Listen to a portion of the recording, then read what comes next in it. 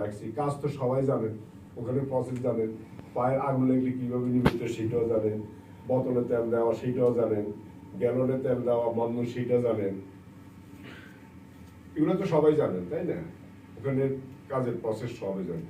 কিন্তু মেইন আমাদের যেটা ইম্পর্টেন্ট কথা সেটা হলো ক্যানেটে আপনারা কেউ 5 টাকা তেল বললে 5 টাকায় তাকে ফিগার দেখাবেন মেশিনে, এবং ক্যানেটে ফিগার দেখাই পয়সা কাটবে, কোনো রকম পয়সা বেশি কাটবে। নজেল তেল ভরা শেষ, নজেল জিরো করে ফেলবেন।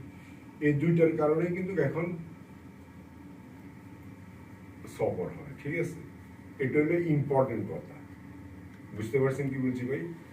সবার প্রতি রিকোয়েস্ট, খুব একটু সিরিয়াসলি সাবধানে একটু থাকেন। দেখেন আমরা গরিব মানুষ আসছি কাজ করার জন্য, পুলিশ হ্যারাসমেন্ট এটা কিন্তু খুব মারাত্মক একটা ব্যাপার।